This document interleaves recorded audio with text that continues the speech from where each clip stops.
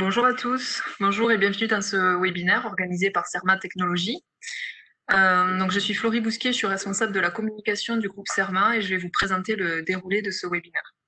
Donc durant ce webinaire, vous allez pouvoir anticiper les risques et adapter vos méthodes pour accompagner la supply chain dans cette situation industrielle exceptionnelle qui nous impacte aujourd'hui et qui impacte l'ensemble des activités liées à la production électronique.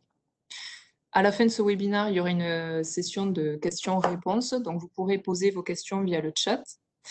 Donc, c'est la petite icône en bas de votre écran avec une petite bulle. Vous pouvez poser vos questions et on vous recommande de les poser directement à l'organisateur de cette réunion qui est sous le nom de Cerma Webex.com. Donc, nous aurons le plaisir d'écouter Monsieur Christophe Aigneret, ingénieur commercial de Cerma Technologies, et Monsieur Gilles Guffroy, qui est le responsable assurance qualité composants.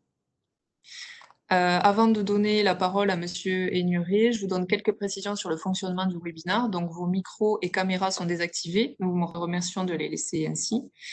Et vous pouvez également modifier l'affichage, si vous souhaitez, de votre écran principal pour voir la personne qui s'exprime en caméra et en même temps la présentation. Et pour les questions, on a fait le tour donc sur le chat au nom de Cerma Webex.com. Voilà, je laisse la parole à Monsieur Aigneret. Je vous souhaite un bon webinaire.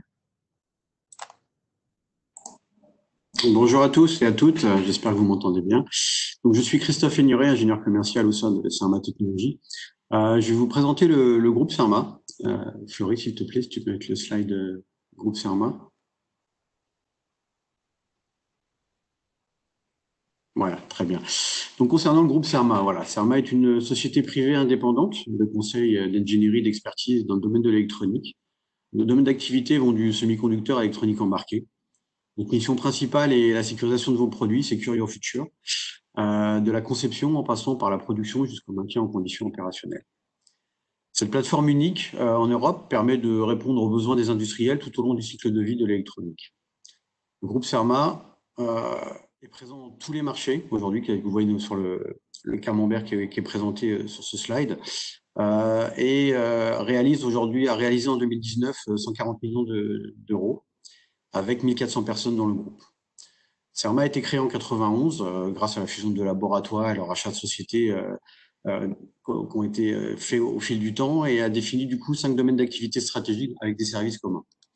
Nous avons d'abord la microélectronique, donc c'est la partie rouge, avec ses filiales IDEMO, c'est Cerma Microélectronique, anciennement HLM Systrel, propose la création d'ASIC, le clonage de composants obsolètes ou de technologies de packaging boîtier, céramique et plastique.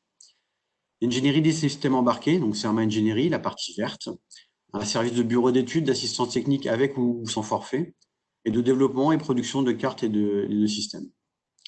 La partie sûreté, cybersécurité des systèmes, la partie orange, filiale spécialisée dans l'expertise et le conseil en cybersécurité et en sûreté de fonctionnement, qui propose de l'analyse de risque, de l'évaluation et de l'audit. La partie nouvelle, c'est la partie Cerma Énergie, la partie jaune, filiale spécialisée dans l'accompagnement à l'industrialisation des produits de l'énergie, avec un centre d'essai de 6000 m² proposant des tests électriques fonctionnels, d'endurance et des tests abusifs, avec une capacité jusqu'à 2 MW. Je fais un petit focus rapide sur Cerma Technologies. S'il te plaît, Florie. Merci. Donc, Cerma Technologies, autour de 5 laboratoires, entre Pessac, Grenoble, Chambéry et les Ulysses, propose son expertise et son savoir-faire sur les composants quartier système. Les 180 personnes qui réalisent chaque année plus de 8000 analyses sur 7000 m² de laboratoire sont organisées en 4 business units. Vous avez la BU Laboratoire, qui grâce à une large gamme d'équipements réalise des analyses technologiques et de défaillance. La BU Test, qui permet de tester les composants suivant des standards ou des cahiers des charges spécifiques en utilisant des équipements et des moyens d'essai de tests environnementaux, comme des enceintes climatiques, pots vibrants et autres.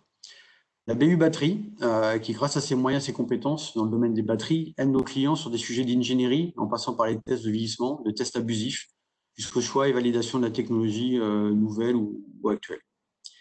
Et enfin, la BU Conseil, avec son pôle d'experts, la Business Unit Conseil technologique permet à nos clients de fiabiliser leurs produits électroniques, en proposant des études de fiabilité afin d'estimer la durée de vie des produits, la solution de problèmes du type recherche de causes racines ou problem solving, et évidemment les audits technologiques internationaux des sites de production pour nos clients ou mandatés par les donneurs d'ordre.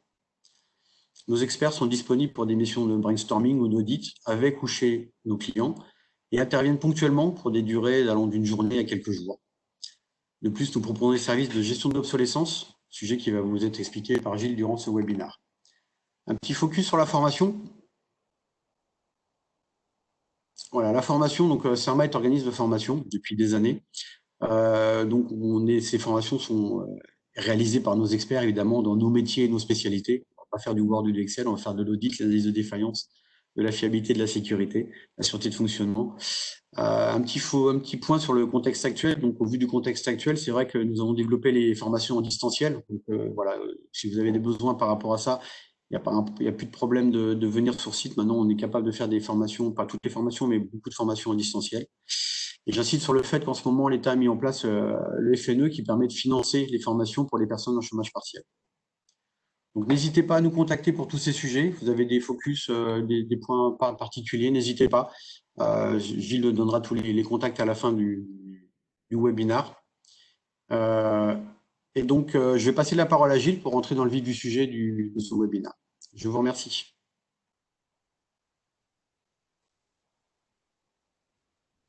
Gilles, à toi. Christophe, bonjour, je me présente, je m'appelle Gilles Dufroy, je suis responsable du pôle de compétences d'assurance qualité composants et c'est moi qui vais vous faire le focus là sur notre petite heure de webinaire sur la sécurisation de la supply chain autour de la base de données composants 3E.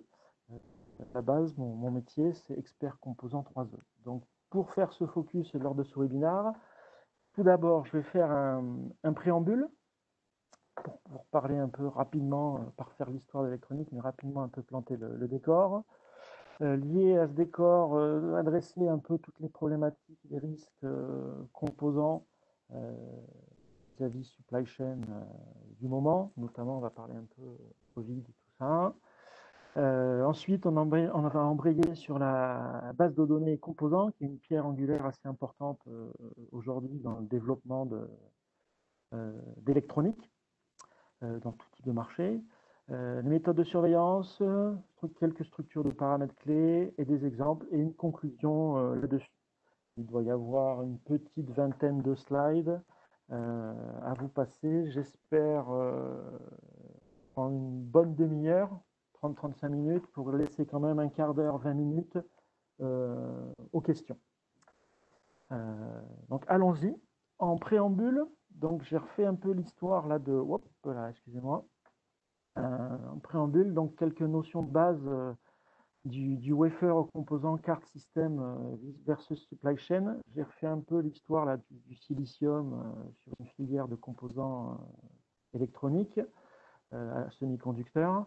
Donc on a besoin de silice, de silicium pour passer par les étapes de ce qu'on appelle de front-end et de back-end pour faire la création du composant électronique. Et ensuite, de ce composant électronique, on en a besoin pour faire de l'assemblage de cartes et de l'intégration de systèmes. La supply chain, c'est un peu à toutes ces étapes de process, hein, que ce soit front-end, back-end, assemblage, intégration, on a besoin forcément de fournitures.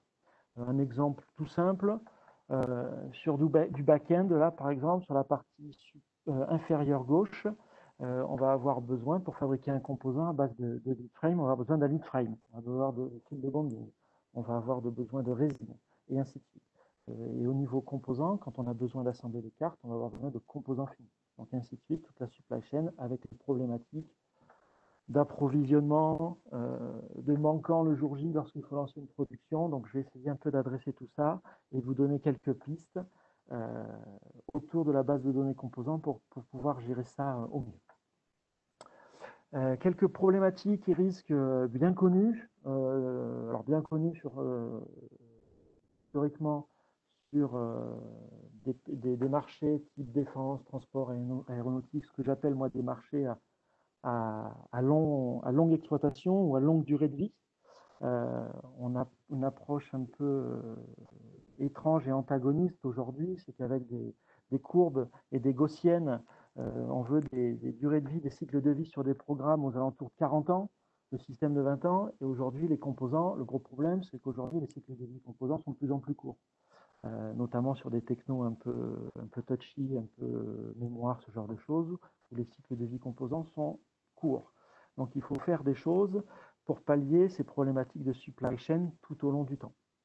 Donc ça, c'est une problématique bien connue, ça fait plus d'une vingtaine d'années qu'on adresse ce genre de choses, et on va compléter aujourd'hui par des problématiques un peu plus récentes. Notamment, en ce moment, il y a de plus en plus, et c'est de plus en plus fréquent, de plus en plus de gros rachats, de transferts d'activités, d'acquisitions entre fabricants. Il y a une phase critique très récemment, il y a eu des publications dans le monde international que Cypress, ça faisait un moment qu'il était en train de se faire acheter par Infineon. Ça a été officialisé pendant la période un peu compliquée de coronavirus, là, ces 3 derniers mois. Et pendant ces, on va dire, ces espaces de temps ou de transfert, de rachat et d'acquisition, c'est vraiment une phase critique vis-à-vis de la pérennité du composant et des composants 3E. Il peut y avoir dans cette période-là des rapprochements, des rationalisations de catalogues avec des coupes plus ou moins abruptes dans les catalogues. Hein. Si on rachète un concurrent qui a les mêmes produits, ben c'est en gros c'est pour le tuer et pour liquider son catalogue, donc garder que le sien. Donc ça peut être un avantage quand on a un côté fabricant. Quand on est côté end user utilisateur, c'est un peu plus compliqué. Il y a forcément des arbitrages en cas d'acquisition de rachat, de rentabilité sur ligne de production. Est-ce que ça vaut le coup ou pas de continuer ce produit? Et tout ça, ça va apporter des risques importants d'avoir des informations qui sont standardisées dans le monde du composant. Hein. C'est des informations, ce que j'appelle, moi, via un flux de PDN, de Product Discontinued Notification. Donc, c'est en beau français, c'est en fait l'avis d'obsolescence que va publier le fabricant de composants. C'est-à-dire qu'à un instant T, si on se replace sur la gaussienne dessous, là, présente le cycle de vie d'un produit, hein, électronique ou pas d'ailleurs, on va avoir différentes phases, production, croissance, maturité, déclin. L'avis d'obsolescence, en fait, c'est borné par l'annonce de l'obsolescence par le fabricant et la dernière date de commande. Le fabricant va émettre un avis d'obsolescence et en général, c'est régi par un standard 048, là, JSTD 048, va prévenir 6 mois à l'avance en termes de dernière date de commande.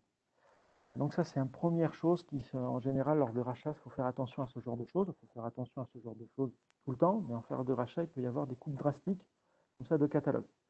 Et un autre moyen aussi de communiquer des fabricants vis-à-vis de ces clients, hein, c'est tout ce qui est la notion de PCN, de Product Change Notification, des changements au niveau des process de back-end, de front-end.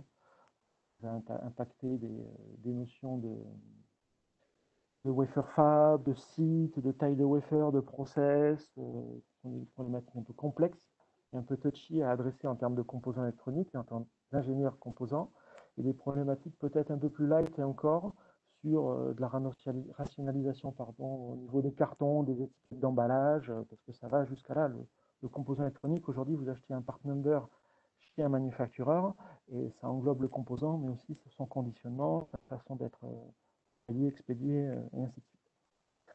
Donc j'ai mis là sur des exemples de rachat à droite, là, qui étaient bien connus, Atmel, Microchip, aussi dans le monde du FPGA, les Actel, Microsonic, ça date un petit peu, tout ça. Altera par Intel, donc tout ça. Là, en général, lors de ces transitions, c'est compliqué en termes de pérennité, et c'est d'autant plus compliqué lorsque vous êtes des marchés à long terme, parce que vous visez pas 2, 3, 4, 5 ans de durée de vie de vos produits, mais plutôt 10, 15, 20 ans, 30 ans, 40 ans. Il y a aussi une petite infographie en haut à droite là, de représentation de quelques rachats. Donc de 79 à 2017, là j'avais fait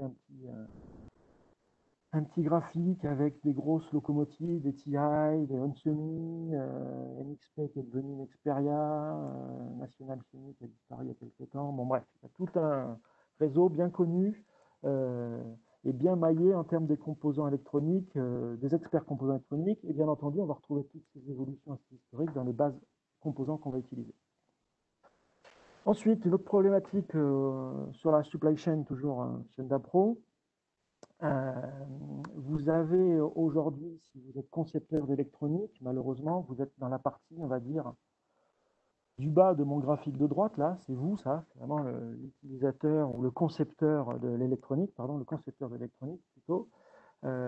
Malheureusement, aujourd'hui, vous n'allez pas forcément tout réaliser vous-même et adresser directement au fabricant. Il y a une chaîne, la supply chain s'est un peu créée là depuis X années, on fait de l'industrialisation de produits électroniques et vous allez avoir des intermédiaires entre vous et le fabricant. Vous allez avoir ce qu'on appelle communément les EMS, les Electronic Manufacturing Services. Alors, j'ai mis des noms, j'ai aucun royalty dans ces sociétés, c'est juste pour avoir des notions de choses. Donc, des EMS, typiquement, un Actia, un FEDD, un Tronico, ce sont des EMS. Un Astil Flash, c'en est un autre, un A3, un Eolan, bon, voilà. Il y a différentes typologies d'EMS, différentes fonctions de la complexité des cartes, de la volumétrie des cartes. Est-ce que vous êtes sur un marché français, européen, asiatique, américain? Là, je me suis plutôt focalisé sur des choses françaises en termes d'EMS. La distribution, les EMS n'achètent pas directement les composants, malheureusement. Hein. Il y a un autre niveau intermédiaire, c'est ce qu'on appelle les distributeurs, la distribution franchisée, classique.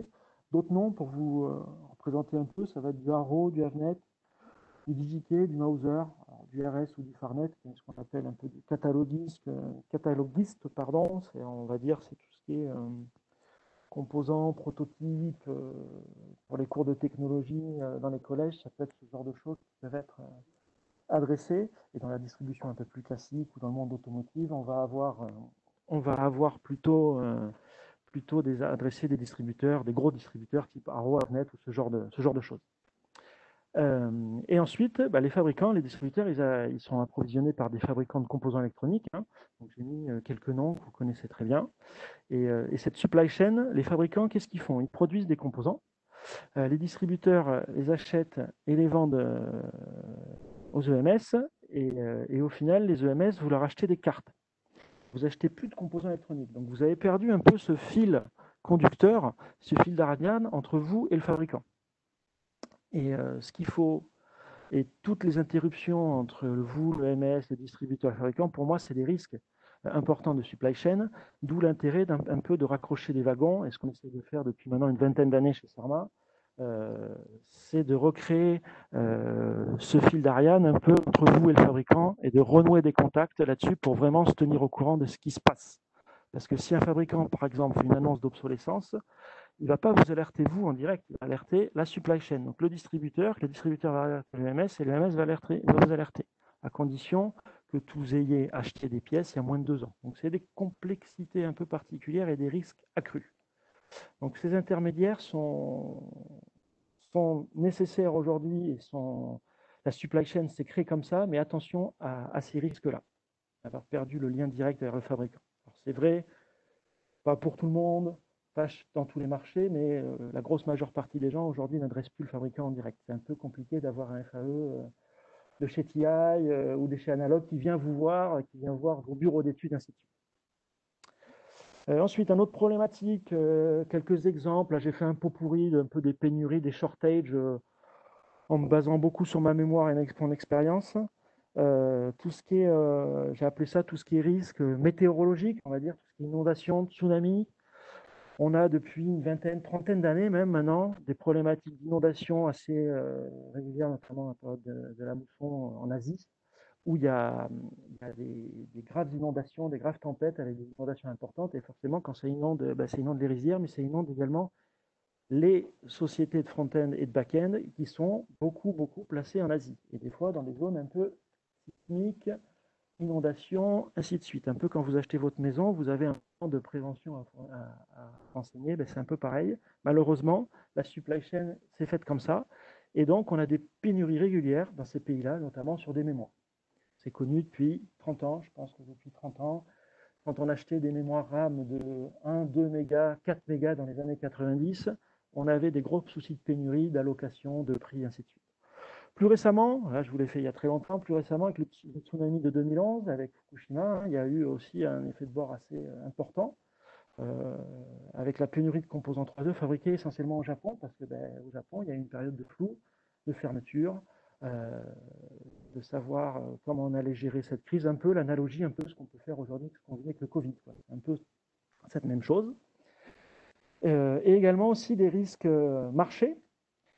Plus récemment, tout ce qui est le sortage MLCC, là, les condos céramiques classe 1, classe 2, là, a subi ces 2 dernières années des allocations un peu brutales. Moi, j'ai découvert ça en 2017-2018, là, des fabricants type AVX, type Murata, qui essayaient de prêcher la bonne parole et vous a souci sûrement des gros problèmes lorsque vous utilisez des technologies 0.6, 0.3, 0.8, 0.5 ou supérieures, et également des risques marchés sur l'augmentation de prix. Et risque Covid, c'est en cours, on est en plein dedans, je vais en reparler un peu plus tard. Quelques exemples d'allocation, je ne vais pas passer ma vie là-dessus, mais des exemples d'allocation. C'est quoi l'allocation, hein? C'est un peu le fabricant, il va communiquer. Alors, encore une fois, ce n'est pas le fabricant, hein, pas le VMS qui va vous remonter ça, c'est le fabricant qui va vous remonter ça. L'allocation, c'est un problème entre l'offre et la demande. Vous avez les fabricants qui sont là pour une offre, et la demande, c'est les clients qui vont acheter les pièces. Ces dernières années, il y a eu des fortes demandes sur des technologies up-to-date, de plus en plus petites, de plus en plus rapides, des mémoires, de la NOR flash, ce genre de choses. Et il y a très souvent, régulièrement, des allocations. Mais en gros, c'est celui qui achète le plus et les dernières technos qui est servi. Les marchés longue durée de vie qui achètent des technos un peu plus anciennes et va peut-être être servi en dernier et surtout en faible quantité, va avoir des gros soucis là-dessus. Donc il faut mettre en place des outils de veille et de voir un peu d'identifier ces risques. J'ai mis quelques notions là en 2017, là il y a Cypress qui avait mis sous allocation de la S016J, donc c'est une NOR flash parallèle en 110 nano, hein. Elle a mis en allocation et 2-3 mois plus tard, elle la met plus en allocation. Donc c'est vraiment quelque chose de très vivant. C'est vrai un mois, un trimestre, mais plus vrai le quarter d'après. Donc tout ça, ça évolue. Je ne vais pas vous les ouvrir tous, mais là, il y a tous les PCN officiels. Je vais vous en ouvrir un à rigueur pour que vous voyez comment ça se présente. Alors, par contre, il va falloir que je partage également, je pense, mon Acrobat Reader. Que Florie, tu peux me dire si tu vois quelque chose. C'est bon? Parfait. Donc ici, vous avez ce que j'appelle un PCN. Donc ça, on en reçoit tous les jours dans mon service. Donc ça vous dit qui envoie, à quelle date et quel est le sujet. Et là, ça parle justement d'allocation de nouveaux produits, des produits qui continuent à être sous allocation et des nouveaux. Donc ainsi de suite. Ça, c'est vraiment des infos qui sont émises par le fabricant en direct. Donc une fois, important d'aller recréer ce lien. Sur les AVX, là, les MLCC Supply, pareil, hein, en 2018, là, il y a eu quelque chose d'annoncé, hein, en mars 2018, hein, par AVX. En gros, il se recentrait sur des petites tailles de... On voit plus la présentation, pardon. Excusez-moi. Sur les MLCC, donc, la supply chain s'est configurée pour taper du 0,201. Et une usine de passif, quand ça tape du 0,201, ça ne tape pas du 0,6 ou du 0,8, 0,5. C'est le même outil de production qui est utilisé. Donc il y a eu un gros souci. Et tous ceux qui utilisaient des technos anciennes, plus grosse taille, avec des problèmes d'alimentation de tension supérieure, des problèmes de tension supérieure, ont eu un gros souci en 2018 pour pouvoir assembler les cartes, parce qu'on arrivait dans des situations où vos cartes ne sortaient pas pour un composant qui coûte 1 centime ou 1 millième de dollar, et vous bloquez votre ligne de production. Donc ça, c'est des choses bien connues. Et là, moi, depuis mars 2018, en mars 2018 d'ailleurs, on a fait des grosses campagnes de double sourcing, de renforcement pour justement renforcer cette problématique de supply chain sur les MLCC. Un autre exemple sur Renesas, c'est des crises de prix. Là, alors ça va peut-être vous paraître un peu bizarre, mais Renesas, là, noir sur blanc, ils envoient un PCN, hein, en gros, ils oublient. Est-ce que ça s'affiche quelque part? Aïe. Partager, contenu, Acrobat. Que là, c'est bon. Donc un autre PCN, donc là, Renesas vous dit en gros, il va augmenter ses prix d'approximativement 10 à 20%. Pas anodin quand vous êtes acheteur. Alors quand vous êtes technique, je ne parle pas trop, mais quand vous êtes acheteur, c'est un peu anodin. C'est un peu bizarre, la pilule est un peu difficile à assumer. Et en fait, il se justifie ça parce que comme vous êtes sur des technos qui sont vendus à moins fort volume et qu'il faut entretenir, en gros, ils vous les vendent plus cher pour pouvoir amortir leurs outils de production. Ça, c'est un peu le discours financier des fabricants de composants. Donc, il faut être conscient de ce genre de choses et ça a un impact non négligeable, hein. Si vous faites des produits que vous allez tirer les prix, 10-20% sur certains produits, ça peut faire très très mal et ça va taper directement dans votre marge.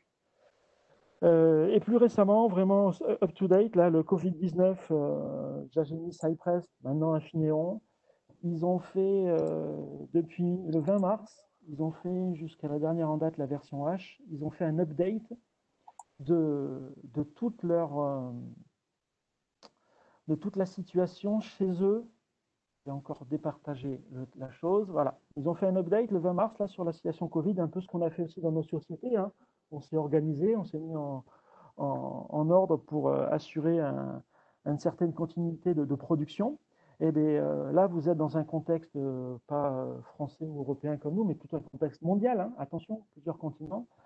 Cypress, une boutique comme Cypress qui a été rachetée par Infineon, vous voyez l'étendue des dégâts. Avec des choses ici aux États-Unis, en Malaisie, en Philippines, ainsi de suite. Et bien, il faisait en gros, depuis 3-4 mois, là, depuis 3 mois, pardon, il faisait un état un peu des facilities, des usines de fabrication. Qu'est-ce qui se passait? Est-ce qu'elles étaient ouvertes, pas ouvertes? Est-ce qu'elles tournaient à 30%, à 40%, à 60%? Donc voilà, et par Facility, et ça, il mettait à jour au début toutes les semaines, tous les 15 jours, tous les 3 semaines. Donc voilà ce genre de choses qui sont à prendre en compte et à détecter et à mettre en place au niveau d'une base de composants.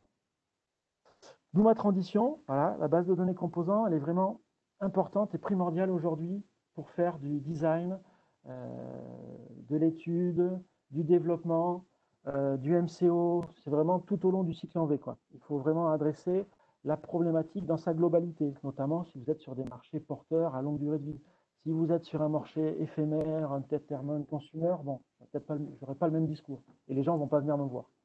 Par contre, sur un marché aéronautique, spatial, militaire, automotive, voilà, il y a des bonnes pratiques à mettre en place pour faire un bon management de données autour de cette base. Il va falloir l'accompagner par des process, par un pilote un peu, et des ressources humaines, matérielles, c'est pas anodin parce que c'est vraiment, ça donne vraiment un management des composants électroniques au sein d'une boutique, au sein d'une société, et ça va architecturer toute la société et ça va impacter tous les services, hein, vraiment du commerciaux, des services de développement, marketing. Je prends toujours l'exemple bateau, mais si jamais votre commercial vous vend un produit qui est en fin de vie ou tout est obsolète et vous êtes incapable de fabriquer ces produits, faites la fausse bonne idée que le commercial vende ses produits, quoi. Donc voilà, il y a vraiment tout les sous-traitants, l'achat, le marketing. Il faut vraiment structurer tout ça. Ça, on peut éventuellement vous aider là-dessus, faire du coaching, du conseil là-dessus. Ce n'est pas le sujet aujourd'hui. Sur le sourcing d'informations et les méthodes de surveillance, aujourd'hui, ce qui se fait chez CERMA, et on a un historique depuis 20 ans là-dessus, hein, on fait du sourcing d'informations multiples au sein on appelle ça, mon pôle de compétences, pardon, d'assurance qualité composants. On a un mot savant chez nous qui s'appelle l'obsogérance, qui historiquement était très lié au risque d'obsolescence, mais maintenant qui est architecture pardon, autour de l'obsolescence, la conformité et des risques d'appro. On essaye de faire de la prévention, détection et traitement des risques. Et pour faire ce sourcing au sein de notre obsogérance, on a besoin de sources fiables et d'utiliser un certain nombre de sources. On utilise notamment des bases de données externes, de nombreuses qui existent, hein, avec des outils qu'on achète, qui sont disponibles sur Internet. Donc ça, c'est une première source d'information importante. Il y a une deuxième source d'information importante aussi, qui est assez simple à adresser, c'est les sites Internet fabricants, hein. Pour regarder ce lien, on peut aller sur les sites Internet fabricants pour aller trouver les informations. Et également, ce qu'on a chez nous, c'est un système de mail et d'échange avec les fabricants. On échange avec les fabricants en direct, hein, c'est vraiment notre force. Et on échange régulièrement et directement avec plus de 200 fabricants à ce jour. Parce que les sites fabricants, des fois, il y a des coquilles dessus. Et notamment aussi les bases de données, il peut y avoir des coquilles ou carrément des pans de famille ou de sous-famille ou de fabricants qui n'existent pas dans ces bases de données. Donc on a vraiment besoin d'avoir de la redondance et d'être complémentaire et d'avoir une raquette pas à gros tamis, mais à tamis fin, quoi, un filet de pêche assez avec des mailles fines. Donc ça, c'est le but de mon service, c'est d'avoir ce maillage le plus fin possible. En termes de paramètres et d'informations clés, donc tout ce qui est la veille périodique, l'obsogérance, On architecture ça, on fait de l'obsolescence depuis 2000, donc ça fait 20 ans. Ça va faire 20 ans cette année, pardon. La conformité ROHS, on a commencé en 2004 avec le début des problématiques de conformité ROHS avec l'application en 2006, les premières. Problématique de REACH depuis 2008 avec la première liste, pareil, qui date de ça. Plus l'export control depuis 2008, c'est à peu près la même époque. Donc on entretient un certain nombre de veilles périodiques d'obsolescence, de conformité, d'évolution. Et on a introduit en ce moment, c'est quelque chose que j'avais depuis un moment dans la tête et que je fais depuis le Covid, là, on l'a mis en place là depuis un certain moment, tout ce qui est risque d'appro, on va en parler un peu après, sur la notion de stock, et ainsi de suite. On peut intégrer aussi dans une base de données certains paramètres et d'autres informations clés, hein, c'est des choses qu'on fait aussi tous les jours, c'est moins sous un système de veille et d'obsogérance, mais on fait d'autres informations clés autour des composants électroniques, ça va être des analyses de risque, ou de la capitalisation de données, de la collecte de données autour des températures, les opérations de température, les températures de stockage, ainsi de suite. Tout ce qui est les référentiels qualité, la qualité du composant, est-ce que c'est un standard fabricant, est-ce que c'est un standard au contraire, à contrario, AECQ quelque chose, est-ce que c'est un standard ESA, NASA, bon bref. Lié à ce standard de qualité, quels sont les essais de qualification faits, tout ça, on a capacité à aller chercher ce genre d'informations. Tous les critères et les risques des paramètres qui gravitent autour des procédés d'assemblage, les MSL, les CRIFLOW, les terminaisons, les risques Whisker, bon, il y a toute une ribambelle de choses un peu qui gravitent autour du composant et de la base de données, hein, et d'autres plus spécifiques par famille, par sous-famille, ça peut être des critères électriques, physiques, bon, on peut aller très très très loin. Là-dessus, je voulais me limiter à ceux qui sont marqués quand même sur la planche, et notamment faire un focus tout à l'heure sur l'approvisionnement. Sur l'obsolescence, bon, c'est bien connu, on met en place un système de veille, ce qu'on appelle le statut d'obsolescence. On a des risques, bah, tout simplement, moi je catégorifie ces risques par des indicateurs. Premier indicateur, mon statut d'obsolescence, j'ai 3 niveaux de risque. Il est vert, jaune ou rouge. Donc s'il est vert, c'est-à-dire que le composant est actif en production. S'il est jaune, c'est qu'il est en fin de vie. Et s'il est rouge, c'est qu'il est obsolète. Il est déjà trop tard. Donc on essaye de faire de la prévention, de la détection et du traitement lorsqu'il faut le faire. Et lié à cette problématique d'obsolescence, que j'appelle moi un risque d'obsolescence, est-ce qu'il y a un risque d'obsolescence sur le composant à long terme, moyen terme ou court terme, ou immédiat. Dans le cas d'un composant obsolète, c'est déjà trop tard, le risque est immédiat. Donc voilà, ça c'est des choses qu'on fait depuis plus de 20 ans. Pas de souci. La conformité est un peu plus récente, donc on a une notion pareil de critères d'analyse avec un certain nombre de paramètres sur la conformité ROS et la conformité REACH, avec des choses unknown, non ROHS, oui, non, ainsi de suite. Donc pareil, on fait de la complétude d'informations, on va collecter les informations, on va récupérer ces informations.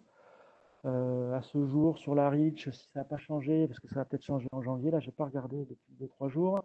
À ce jour, sur la REACH, par exemple, on est toujours à une conformité REACH sur les listes de la substance, sur la liste candidate, pardon, de SVHC à 205 substances datées du 16 janvier 2020. Ça, c'est des choses qu'on maîtrise depuis un certain temps. Et ce qui est plus nouveau, c'est ça. Là, je vous le présente un peu sous forme de maquettage parce que ce n'est pas encore finalisé. Mais aujourd'hui, on se lance dans la notion de la collecte de risque sur la collecte sur la chaîne Lapro. On a développé des systèmes de collecte automatisés d'informations d'appro. Aujourd'hui, je vais faire un focus sur 2, mais on en a ciblé 4, peut-être même d'autres, mais ce n'est pas encore tout à fait mature. On a d'autres réflexions à poursuivre. Mais un premier indicateur, un premier paramètre qui est le stock, ce que j'appelle le stock, donc le nombre de pièces en stock aujourd'hui sur la distribution, lié de mon deuxième encart, la distribution et le nombre de distributeurs avec des pièces en stock. Je vais avoir aussi des notions de prix, de délai. Mes réflexions sont en cours, ne sont pas tout à fait finalisées parce que c'est un peu plus complexe d'aller là-dessus. Donc ce qu'on veut mettre en place, nous, c'est une collecte robuste, une surveillance quotidienne automatisée, et le but après, c'est d'alerter nos clients, mettre en surveillance certaines listes critiques, certaines technos, et d'alerter nos clients. Ça va être en cours de finalisation, avec des alertes quotidiennes, hebdo, mensuelles, des meetings, des points pour voir un peu ce qui se passe. Là, je vous ai mis un premier graphique, il y en aura d'autres sur les prochains slides. Je regarde l'heure qu'il est, on est encore bon. Donc c'est la variation du stock par semaine. Là, j'ai mis, il y a 2 histogrammes là. On va en parler un peu derrière, mais le but en fait, c'est de suivre via ce nombre de pièces, essayer de mettre des critères et des notions de risque, donc avec un drapeau, hein, jaune, vert, rouge, orange, vert, bleu, ce que vous voulez, et d'essayer de retranscrire ça et de sentir un peu le marché et de mettre en place les bonnes actions derrière. Donc de détecter, toujours pareil, prévention, détection et traitement. Ici, j'ai mis un exemple. Alors, j'ai pas mis le manufactureur ni le part number, mais ça, c'est des vraies données de composants électroniques qui proviennent du marché. Vous avez sur ce graphique-là, donc l'historique en abscisse, nous avons les dates. Depuis, là, je vous l'ai fait depuis le début du confinement, en fait, jusqu'à quasiment ce jour. Vous avez un historique donc des pièces en stock sur la partie bleue. Alors ici, on avait un composant qui avait peu de pièces en stock au départ, avec des fluctuations. En bleu, vous voyez, on est passé vers 0, on est remonté, on descend, et là, pour arriver sur la semaine, où on est remonté très fortement. On n'a plus à ce jour plus de 2500 pièces. Voilà, donc on s'aperçoit bien que c'est volatile, ça bouge, donc il faut arriver à catégoriser tout ça et à créer ces indicateurs pour permettre de gérer ce risque. Et associé au stock sur la partie de gauche en ordonnée, vous avez sur la partie de droite en rouge les nombres de distributeurs associés qu'on va récupérer automatiquement. Donc on a un travail à faire, c'est encore sous forme de maquette, c'est pas encore finalisé, mais on veut tendre vers ça et de cette exploitation de résultats, de donner des données fiables à nos clients. Là, vous avez un exemple, premier exemple. Un deuxième exemple, là, qui est en décrépitude complète depuis le confinement. Pareil, voilà, car des fois, avec des points un peu marginaux, des choses un peu bizarres, on est en train d'analyser et d'améliorer. Vous voyez quelque chose qui avait plus de 4000 pièces en stock, mais on est passé aujourd'hui à moins de 500. Donc, pareil, je ne vais pas vous dire quel manufactureur c'est, quel part number, fabricant et tout ça. Mais voilà, un deuxième exemple, ce genre de choses qu'on arrive à collecter, qu'on est en train de voir comment on va traiter et scruber toutes ces données. Un autre exemple, on parle toujours pareil, hein, c'est de la donnée, donc après, il faut juste quelque chose qui avait 1000 pièces, 1200 pièces en stock. On a eu à un moment donné, au mois de mai, peut-être une usine qui a rouvert, hein, qui a approvisionné certaines pièces, qui a fonctionné sur le stock disponible, et aujourd'hui, on est à moins de 600 pièces, même si ça prenait un petit peu la supply chain. Il va falloir que la fabricant reproduise, redistribue, donc ça rentre, ça sort, c'est voilà, ça qu'on est en train de tuner et de voir ce qu'on peut mettre en place avec nos clients là-dessus. Un quatrième exemple, donc celui-là qui est plus dramatique, c'est un cas concret chez un de mes clients.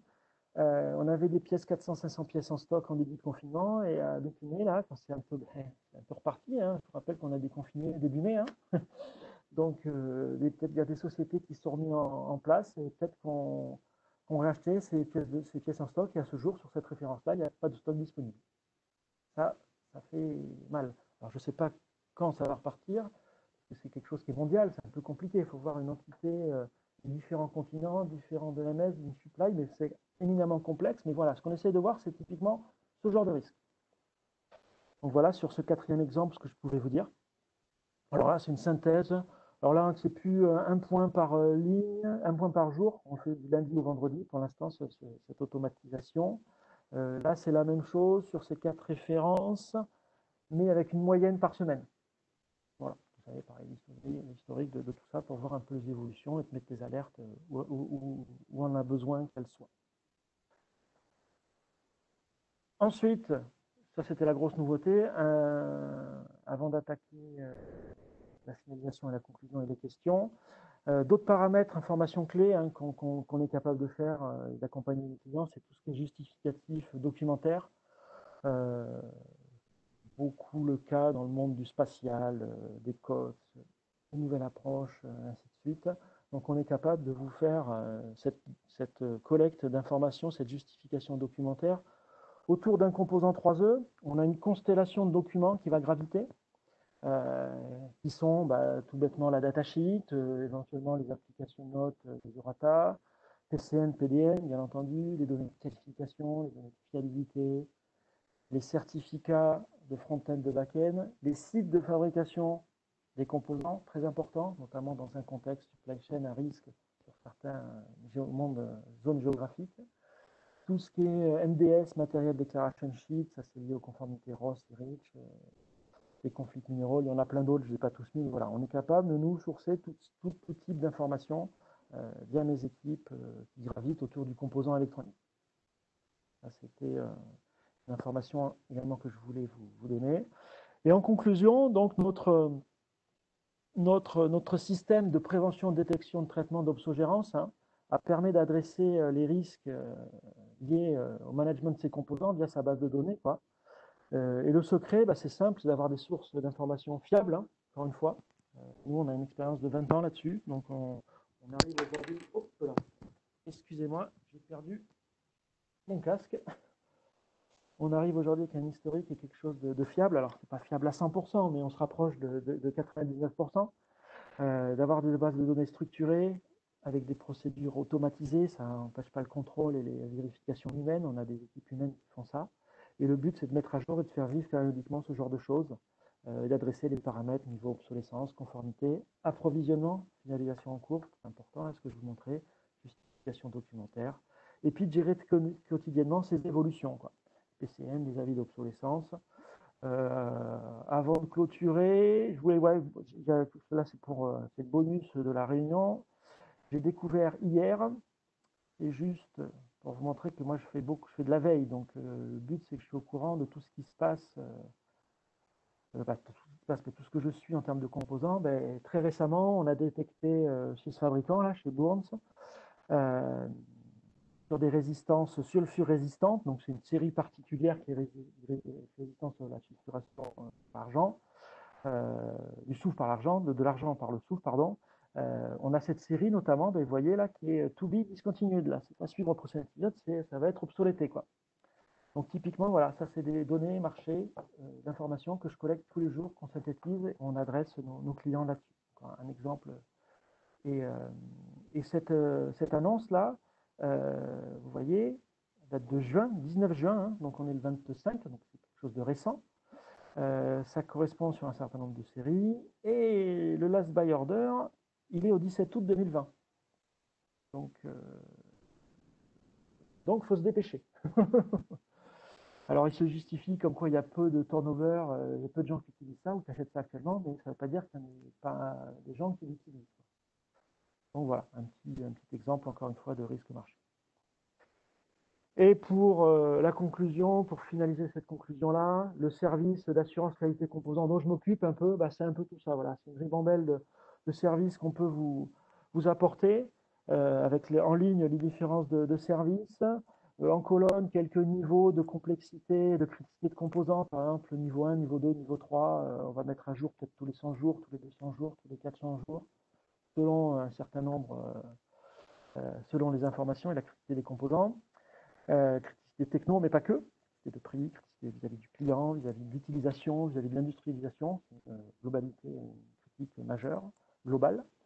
Et aussi des composants divers custom, là, où aujourd'hui, il y a 20 ans, on faisait que du composant électronique à semi-conducteur. Aujourd'hui, on se tend à traiter et à gérer et à surveiller l'ensemble des composants qui touchent une BOM, c'est-à-dire l'électronique, mais la mécanique, mais des points de l'optique, même des choses qui vont rentrer dans la phase d'industrialisation d'un produit.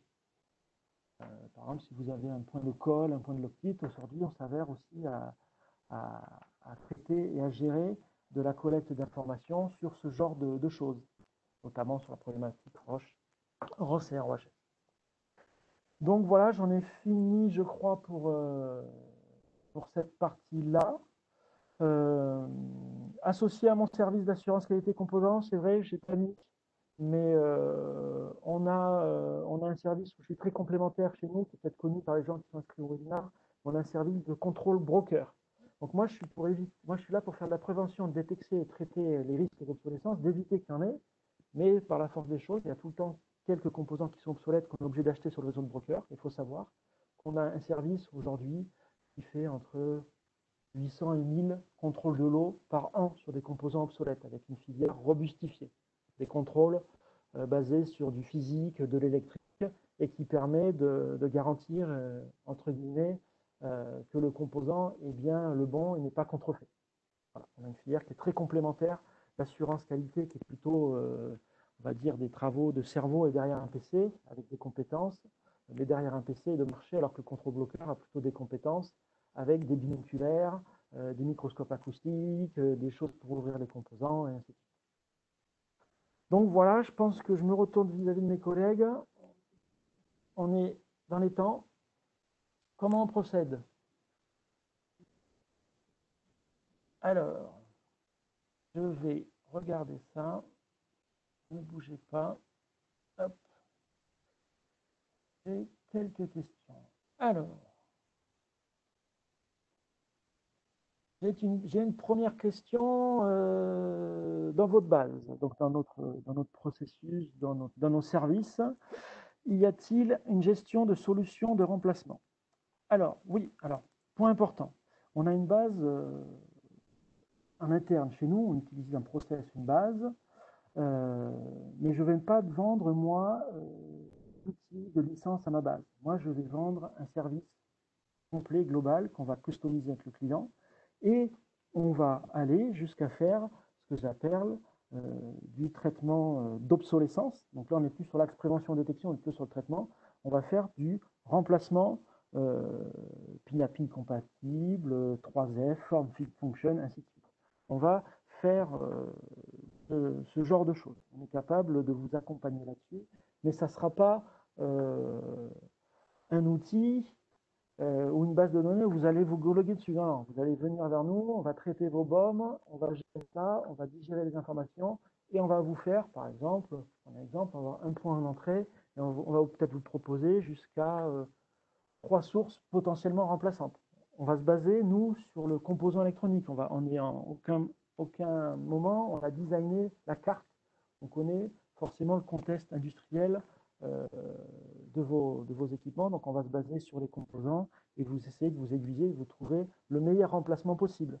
Mais il peut s'avérer que des fois, on propose un remplaçant. Ah ben non, ce fabricant-là, moi, chez moi, il n'est pas toléré, il n'est pas dans ma liste principale. Donc après, c'est des tunings, des réunions à avoir avec le client. Moi, je ne vends pas, encore une fois, un software, un logiciel. Je vends un service, une compétence. Voilà, sur ces questions. Question 1. La question 2, rejoignez un peu, qu'est-ce que vous entendez par base de données? Voilà, ça rejoint, j'ai un peu déjà répondu à cette question. Question numéro 3. Nous avons encore une question. Si problème de stock, est-ce qu'il y a une réflexion approfondie sur les solutions de backup? Oui, alors pareil, là on est dans un axe, là on est dans un webinaire, j'ai orienté plutôt détection et prévention. Il faudra en refaire un autre sur le traitement. Oui, on a une, j'appelle ça, le mot est pas joli, mais on a une grosse commande dans le traitement de l'obsolescence avec plein de tiroirs où on a le contrôle moteur, où on a le redesign de composants, où on a l'adaptation de package. On a toutes ces solutions-là qui existent. Alors là, c'est pas moi qui vais le gérer. Hein. Ça va être, je vais m'appuyer sur les compétences du groupe et différentes divisions du groupe. Notamment, pour faire simple, pour faire compliqué, le plus compliqué dans la solution de backup, ça va être du clonage de composants. On a une société qui fait partie du groupe, qui s'appelle Serma Idemos, je ne me trompe pas, c'est bien ça. Qui s'appelle Serma Idemos, qui est à 2 étages au-dessus de moi, ou un étage au-dessus de moi, qui fait du clonage de composants. Vous avez un composant obsolète, que vous n'arrivez pas à remplacer, vous n'arrivez pas à faire le traitement d'obsolescence, on est capable de vous accompagner, et Idemos va vous accompagner, Serma Idemos va vous accompagner pour cloner le composant. Voilà. Et les solutions de backup, on peut faire du multi-sourcing, il y en a beaucoup qui existent. Donc voilà, il y a 3 gros axes. Il y a la conservation, il y a les évolutions. Voilà, on sait faire ce genre de choses. J'espère avoir répondu à cette 3e question. Ensuite, j'en ai encore une question 4. Qu'est-ce qui fait que la durée de vie des composants baisse aujourd'hui pour 5 ans? Alors ça peut être relatif à mon slide de 5 ans. Alors c'est une moyenne. C'est qu'il y a des technologies récentes qui adressent les consommateurs, les téléphones mobiles, la mémoire, toujours de plus en plus petite, de plus en plus de capacité, où ça, les technos, c'est même pas 5 ans, hein. Des fois c'est 2 ans, hein. La mémoire flash, il y a un Cypress maintenant à l'Infineon, des fois c'est 2-3 ans, quoi. selon certaines gammes. Après, il faut savoir si on est sur du consumer, sur de l'automotive, sur de l'industriel. Bon, il y a, il y a ce genre de choses, mais une chose est sûre, c'est qu'il n'y a aucune technologie qui est éternelle. Donc, il y aura forcément un risque d'obsolescence à plus ou moins long terme. Moi, j'utilise plus ou pas dans ma notion de risque de notion temporelle. Je ne vais pas vous dire ce composant il va être obsolète dans 3 ans, parce que j'en sais rien. Je vais vous donner plutôt un risque, je vais vous dire ce composant, il est aujourd'hui en production et il y a un risque qu'il soit obsolète à court terme. Le court terme, c'est là qu'il faut voir, c'est l'analyse de risque. Le court terme, c'est 2, 3, 4 ans, je ne sais pas, mais à court terme, il va être à obsolète, il va être à obsolescence. Et donc voilà, j'espère avoir répondu à cette question numéro 4. Question 5, comment faites-vous les contrôles automatiques quotidiens? Ah ben ça, c'est en intérieur, dans nos process, ça rejoint la planche avec le process, la database, le management des composants. On a tout ça en interne, où on a des relances systématiques de composants qui ne sont pas mis à jour depuis tant de jours. Tous les jours, on reçoit des informations des composants, des PCN. Voilà. On reçoit vraiment tous les jours des informations. Ensuite, qu'est-ce qui... Oh là là là là, j'en se remplis de plus en plus au niveau des questions. Prétexte sur le délai de prévenance des PXN. Délai de prévenance. Donc, alors, ça doit être la... Donc, ouais, par rapport à quand je détecte l'information. Ben, j'ai le cas de tout à l'heure. L'information chez Burns, là, les résistances sulfure résistantes, là, les résistantes chips. On a détecté l'information et je vais alerter mon client sous 7 jours. Donc, le fabricant a publié l'information le 19, je crois, et le 25, je la détecte, et le 26, j'alerte. Donc, on essaye, nous, d'être au plus tôt de cette date-là. Voilà, on essaye d'être au plus tôt, sachant qu'il faut, comme vous avez vu tout à l'heure, l'exemple est très bon d'ailleurs, c'est qu'il faut prendre une décision parce que la dernière date de commande est au 17 août. Donc, juin, juillet, août. Quesaco, un peu compliqué le contexte. Voilà, et après, qu'est-ce que j'ai d'autre? J'en ai peut-être encore une ou deux, ouais, les dernières, là, la dernière. Est-ce que ce n'est pas, la toute dernière, vous ne parlez pas du choix du fabricant lorsque l'on est un industriel européen sur un marché moyen volume, quel est l'intérêt de choisir un fabricant leader asiatique? Alors, bonne question. Aujourd'hui, je ne veux pas dire qu'il n'y a pas forcément de fabricants. Alors si, il peut y avoir des fabricants français, mais c'est des contextes mondiaux. Un composant, comme ça remonte au prérequis tout à fait le début, hein, il y a un front-end, un back-end, un lieu de testing. Aujourd'hui, un composant électronique franco-italien, pour ne pas le citer, ST Micro, hein, il va être fabriqué peut-être en France, il va être assemblé peut-être au Maroc, il va peut-être être testé au Maroc ou en Asie. Donc il n'y a pas vraiment de fabricants asiatiques. Il y a des fabricants mondiaux qui utilisent des sites de production sur toute la planète, avec des problématiques continentales différentes les uns par les autres. Il peut y avoir, à contrario, hein, quand vous êtes un industriel, que vous avez de l'argent, des cartes à haute fiabilité, que vous vendez cher, tout ça, vous pouvez vous permettre peut-être éventuellement d'avoir un fabricant franco-français. C'est un exemple.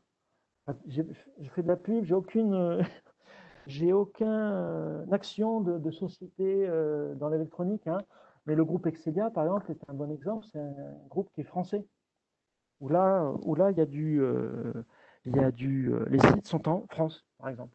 Ah oui, c'est quasiment 100% en France. Mais d'autres fabricants, notamment dans le semi-conducteur, c'est un vœu pieux d'avoir un fabricant uniquement français ou européen. Et ensuite, avant de vous laisser 4 minutes pour tenir la pause déjeuner, toute dernière, c'est la dernière, je me retourne vers Florie, c'est la dernière, Florie? C'est la dernière.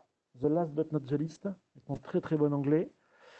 Comment faites-vous le lien entre les composants qui concernent vos clients et tous les messages de fin de vie ou PCN que vous recevez des fabricants? Ah bah, ça c'est dans mes process. Je vais pas vous dire mes process, mais je j'héberge, je récupère et j'héberge les données de mes clients qu'on a conçues. On a fait un extract Excel, je ne sais quoi. On a défini un périmètre, une liste principale de fabricants, de composants. Ça peut être une nomenclature, ça peut être sous différents formats. Et moi, j'ai ma phase de process et détection qui centralise tout le marché mondial. Et après, ben, je croise tout ça et j'alerte. Par exemple, je vais prendre le cas bateau qui me permet de faire ça et d'optimiser mes coûts. D'ailleurs, en interne, c'est que je vais avoir la même alerte qui a peut-être alerté, la même référence va peut-être être utilisée chez moi par 3 clients. Le client 1, le client 2, le client 3. Un qui travaille pour l'aéro, un qui travaille pour le spatial, un qui travaille pour le monde industriel.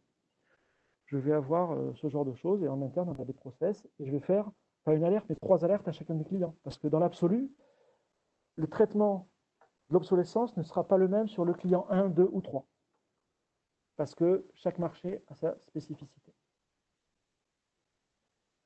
Voilà. Je pense que je pourrais en parler encore longtemps de mon métier, mais on n'avait qu'une heure, donc on arrive au bout. Il est 11h58. Je me retourne vis-à-vis de Florie. Mot de la fin, c'est pour moi? Ou tu veux... Non. Bon, ben, je vous remercie tous toutes et toutes, pardon, d'avoir assisté à ce webinaire. Merci à Florie pour l'organisation globale de la chose. À Christophe pour la partie préliminaire sur la société Serma en bref. Et n'hésitez pas à nous recontacter. Je crois que j'avais laissé en vision là, les contacts. On a un mailing suite au webinaire, on va retourner vers vous. Peut-être qu'on a encore beaucoup d'autres questions à répondre. On reviendra vers vous plus spécifiquement ou des questions peut-être un peu plus touchy où là, il faut individualiser la réponse. Voilà, bah, merci beaucoup, bonne fin de journée et bon appétit à tous. Au revoir.